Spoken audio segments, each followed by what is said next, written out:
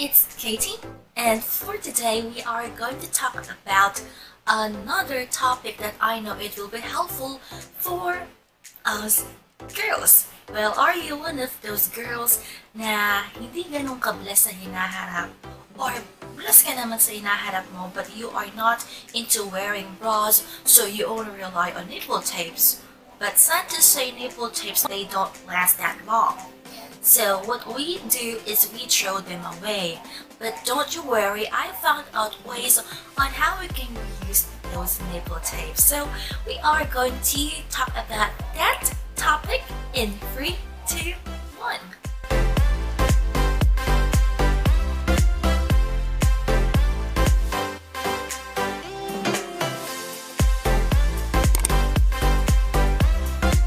If you are one of those people na hindi alam ko ano yung nipple tape, so let me orient you on what is a nipple tape.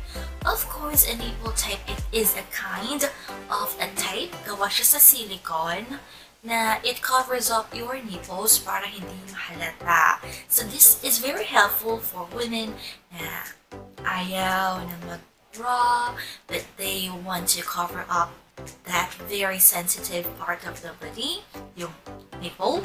Or it can also be used by men na may mga chubby-chubby na ayaw nila mahalata yung nipple nila while they are wearing their t-shirts. Of course, nipple tapes, in order for it na kumapit sa'yo, is it has an adhesive. Yung adhesive, ito yung tinatawag na pandikit that is very safe for our skin, but sad to say, this won't last that long. Nipple tapes, usually it lasts for about 5 days, but there is a shop, a local brand, wherein they have made nipple tapes that can last for about 15 days. There you go. And I also use that nipple tape. I will give the description about that product on my descriptions. So over here, when we talk about nipple tapes, it also has its instructions kung paano nyo lilinisin. Hindi lang to yung wear it and then keep it. Of course, you need to have it sanitized. So para mag-reusable to, or it could last for more than 5 days or 5 days to be exact sa ibang nipple tapes, is you need to wash it with warm water. So why warm water? So hindi ko alam kung bakit warm water. So you can give me any idea why it is warm water, but as far as I know, warm waters is very helpful and if you want to eliminate yung mga dumi-dumi or yung mga odor or germs. So that's it. So now we are going to move on to the first hack that I want to share with you about how you can reuse nipple tape. So the first hack that I want to tell you is, of course, if you are a woman, di maiiwasan na we required to wear heels on some occasions, especially if you are a college student, if you are working from office, or if you need to wear heels sa event where hindi ka naman sana magsuot. And I am one of those girls na I used to wear heels before when I was working in the office.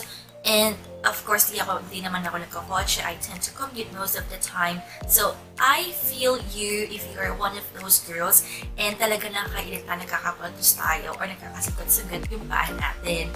And before, I used to buy yung parang foam na silicone na nabibili sa SM, yung dinidikit, and it costs about 100 to 200 pesos, yung maliit lang siya. And I think it is not that reasonable enough for me kasi nga medyo may kamahalan. And meron din nabibili yung parang strip lang siya na nilalagay sa gilid ng shoes. Ayun, is also expensive. And kung magsuot ako ng band-aid, hindi naman ganun ka-effective kasi tatanggal din. So I found out that yung nipple tape, yung gamit na, hindi nyo na ginagamit anymore, is you can apply it dun sa pinakagilid ng shoes.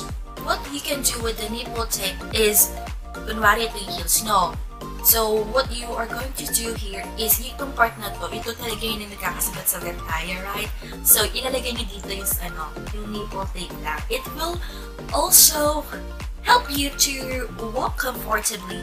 And napansin ko rin sa video na to, papakita ko dito sa inyo to, is I bought a pink salmon kind of shoes, yung heels sa Parishan sa SM, and it is one size smaller sa akin. So I used to wear that for one time lang.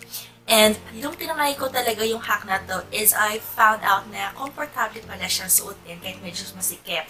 So it is very helpful for you if meron kayong heels na one size smaller, and maybe makatulong din na ilagay nyo na dito yung nipple tape. And that's it. You can save a shoe. So yun. And hack number 2 is this is helpful if you have furnitures at home na alam nyo na yung ilalim, walang rubber, and you are one of those meticulous people na ayaw nyo magasgasan yung sahig nyo. So, for this one, if you have a nipple tape, of course, you have to put it under nung paa ng table or ng chair and any furniture, and just try to cut yung edges niya. Unfortunately, I cannot show you how to cut it because we are not allowed to show sharp objects. So you can now imagine how it looks like, and it is also very helpful. Next hack that I want to give you is if you're one of those people na mahilig sa, alam mo na yung mga silicone sponge, or you want to have one but you don't have time to buy one, well, that is very helpful too. You need yung pair na nipple tape. Didigat mo siya together, but before you use that one, just make sure na sanitize siya or nalinisan na maigi. And of course, it can be used as a silicone sponge to evenly distribute yung makeup sa mukha mo. There you go. And the last hack that I want to give you about how to reuse nipple tape is I realized that some people, yung mga nag-work sa computer, or sa harap ng computer for longer hours, itong part, right? Itong part ng kamay natin, yung wrist part, is medyo nangangalay-ngalay. Well, me, I also work in front of the computer for quite a long time, and I also experienced that one dahil nga type ako ng type, and masakit talaga siya for real.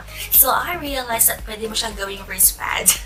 So, pwede mo siyang idikit doon sa sa computer mo kung saan madalas naka-position yung kamay mo, especially this area, yung wrist. So, that's it for now. Those are the things that I want to share with you about how you can reuse the nipple tape. Now, don't forget to give this video a thumbs up, and don't forget to comment down below your thoughts about these ideas.